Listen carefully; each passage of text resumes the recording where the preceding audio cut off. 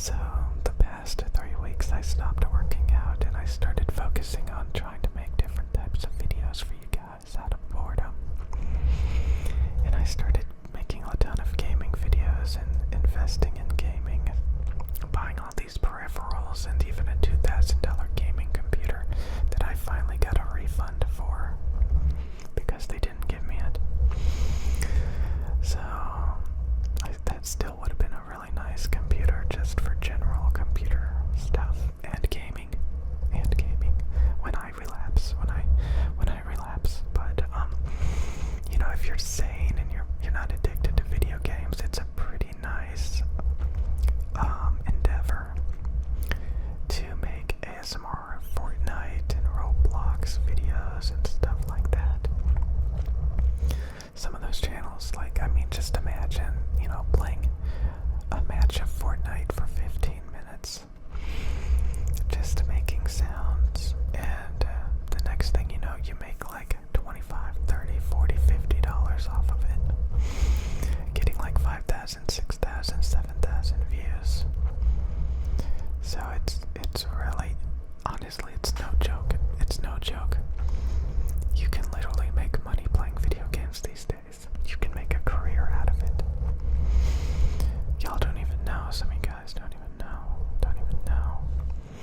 So over the past 3 weeks, playing video games has actually impeded my channel. I got a lot less views, a lot less subscribers, a little bit less revenue. But for some odd reason, I gained like 1,000 subs the past couple of days. Yeah, but I looked at June, July, August. I looked at my August analytics, and I think I gained like 2,700 subs that month, and a lot less this month, even though I gained an additional 1,000 subs the past couple of days. It still doesn't rival last month. Last month I was growing and growing, but like I said, the past 3 months, or you could say all of September, I completely changed the way that I was making videos. I stopped making motivational workout videos. I stopped working out. I started gaming. Those got a lot less views after a while. So, in moderation, you guys will watch just about anything. You'll watch audio gear reviews. You'll watch gaming videos. But I can't make them too often. I was thinking about making a video just talking about microphone performance specifications, mainly because a lot of companies are pretty lazy. Like, they'll make the same microphone or the same headphone over and over again with like different features or slightly tweaked. And there's people that don't realize that, and they think it's like something totally different, especially if it costs a lot more. So I was in like a little argument with somebody earlier because they bought the same microphone twice. They bought like the bare bones version as well as a much more expensive feature-filled microphone that they honestly don't even need.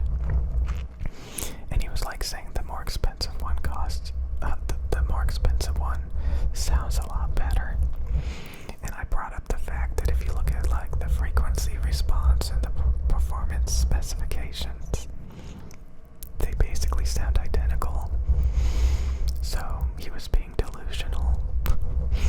And in fact, it was a little bit opposite of what he was saying.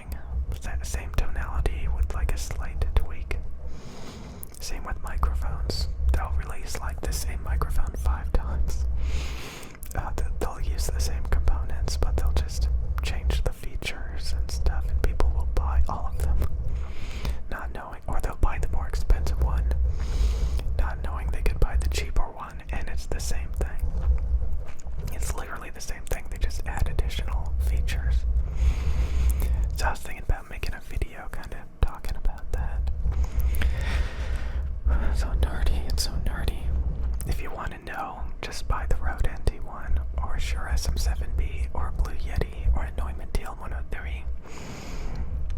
Those are the best options by price point, especially for ASMR.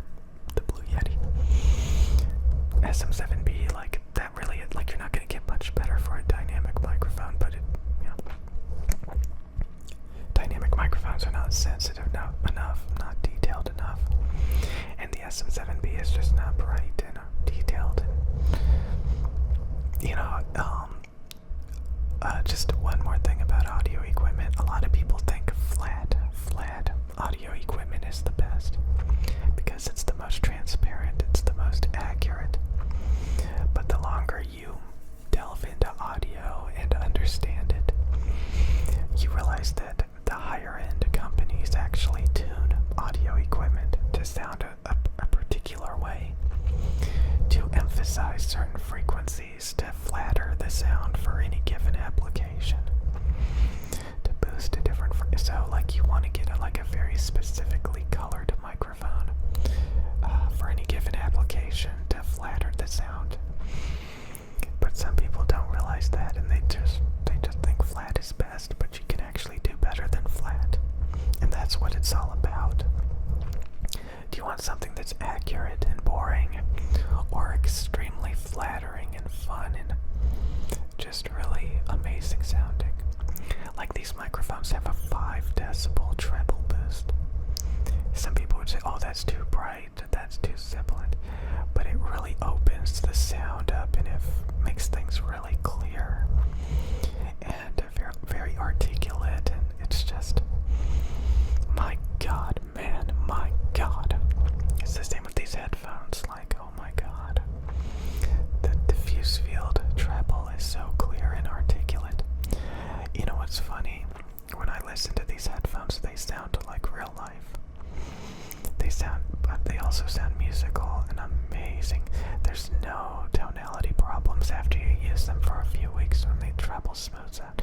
See, like when I'm monitoring my audio right now, and it sounds so clear and transparent that there's no funky coloration at all. When I listen to music or audio samples, I can hear it clear as day with no tonality imperfections at all. So it makes it very good for critical listening and detail and just musicality and so, my God, sparkly goodness. I love it, I love it. I love this audio equipment, you don't even know. Sometimes I forget about it for a split second. If you gave me a different headphone, I would lose my mind because everything sounds less natural than these. Lumpier, funkier. The treble and the mids are not where they're supposed to be. Just crazy coloration problems. Microphones. If you look around, just look at the frequency responses. They're not even trying to hide it. Like, these microphones measure really badly out there. Same with the headphones, like, it's, God, and people look over it, it goes, like, they can't comprehend it. But that's fine. I don't want everybody to use the same equipment. You know, if you really like something, use it. Like, some people really like sound isolation. So these grills, you can see, like, the gray padding under these grills. Because this is an open back headphone, the sound is coming out. I can hear the outside environment, and some people, a lot of people care about isolation, and like, I think it's called ANC for like, a lot of devices that people use, and that's like, I don't know what it stands for, but I think that's like, it like, gets rid of background noise, it like cancels it out. And for some people, sound isolation is more important than sound quality. They don't want to be bothered by like hearing out the outside environment. They want to be like really nothing but like what's coming through the headphones or the IEMs, you know. Same with microphones. People a lot of times like they want to isolate the sound, and one of the best ways to isolate the sound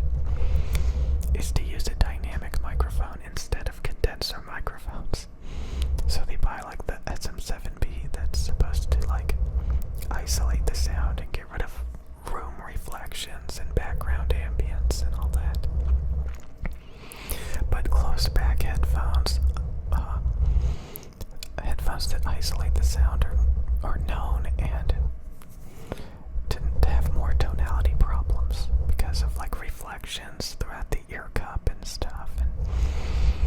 But they're good at like getting deep bass because they trap in the bass so they can get that low sub bass rumble on closed back equipment. Stuff like that.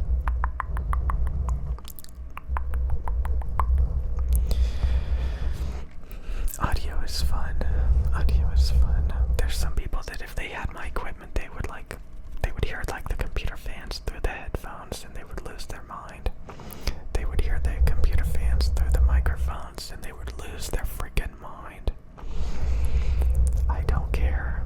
I don't care about that. It's picking up for reality. And it's amazing. And like when you can hear the outside